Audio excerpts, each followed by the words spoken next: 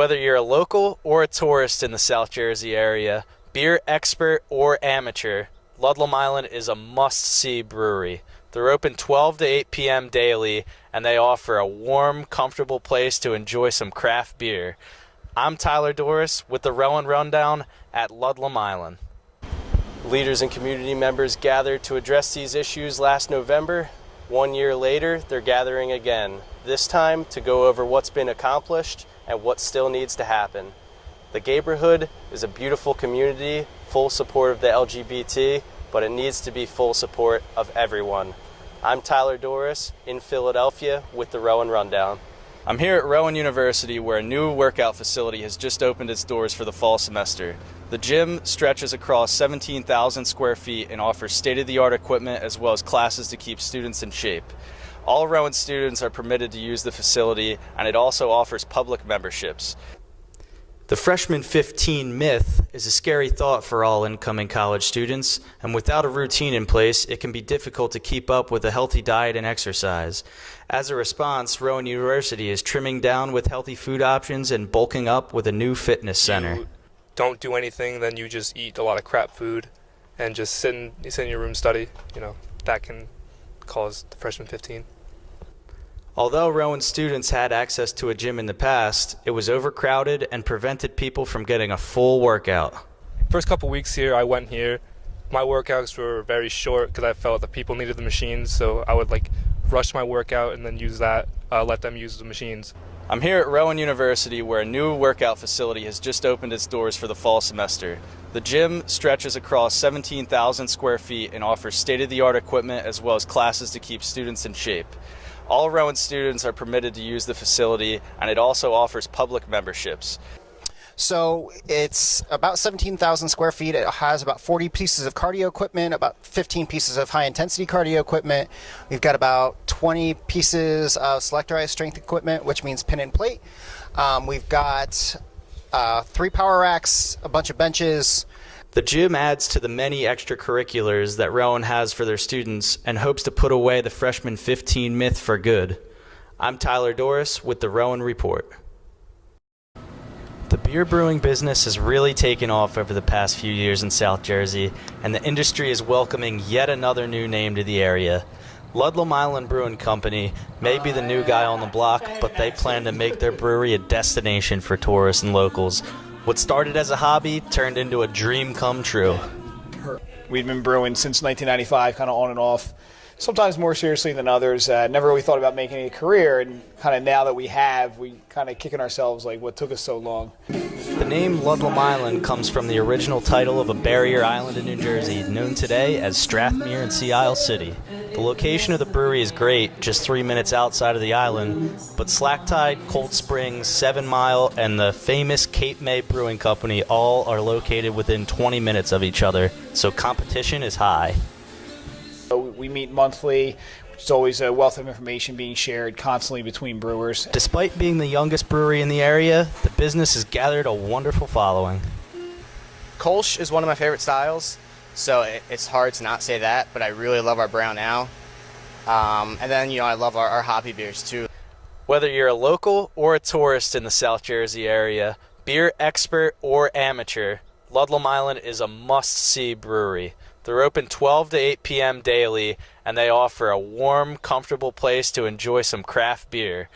I'm Tyler Doris with the Rowan Rundown at Ludlam Island.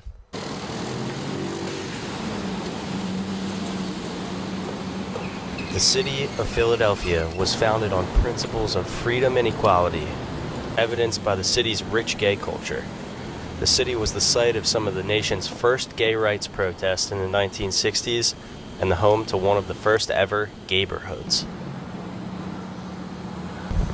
But a place that would seem to be accepting of all people actually has a long history of racism. Dating back to the 1980s, there have been several instances of racism, most recently involving the owner of Eye Candy, a bar in the area. The former owner of the business was caught on camera repeatedly saying racial slurs, and protests would soon follow. It is surprising because they know what that kind of treatment is like. They've experienced it. Shut it down! This is just the beginning, right? do that one.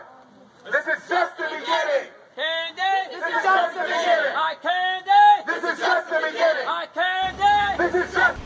Leaders and community members gathered to address these issues last November. 1 year later, they're gathering again, this time to go over what's been accomplished and what still needs to happen.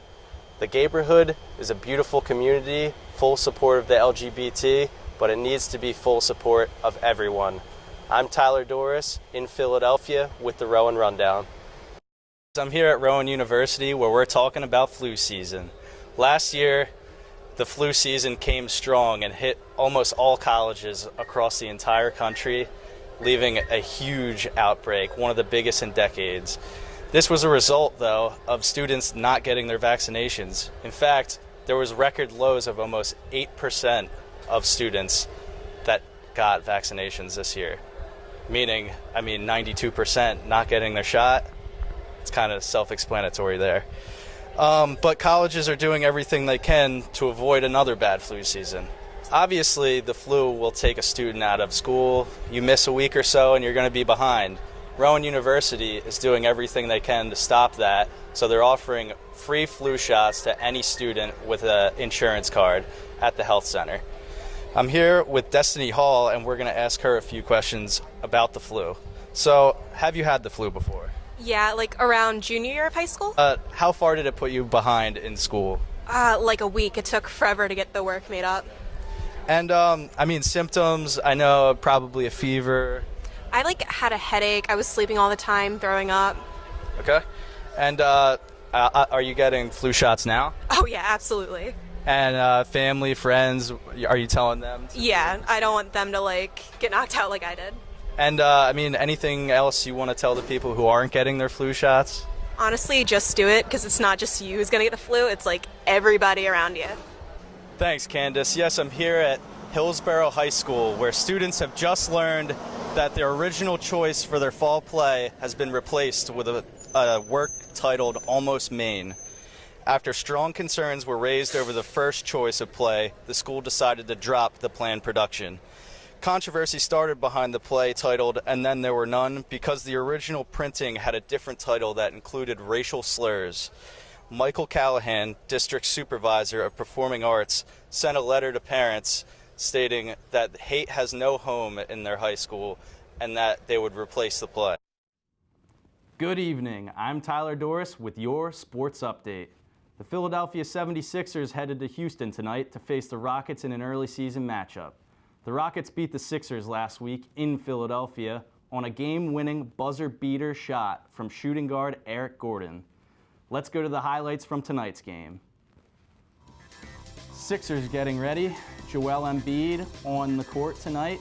Also, we have youngster Ben Simmons, highly praised rookie. Passes up court for the easy dunk for Joel Embiid. Later in the second quarter, we have an alley-oop to who else but Embiid again, assist by Simmons. This time Embiid passes to the paint for another slam. This time Ben Simmons puts it down. One more time for Simmons with the easy 2 points on a right-handed layup. James Harden, the beard, drives up and one. How many times have we seen him do that? He loves getting to the line. Again, this time he drives, throws it up for the alley-oop to Clint Capella, and he slams it down. One more time for Harden. On Ben Simmons, easy 2 points. Flash to the fourth quarter. Joel Embiid in the post, up one, puts him up three with a beautiful floater. Next play, Ben Simmons running up court, goes the length of the court and slams the ball.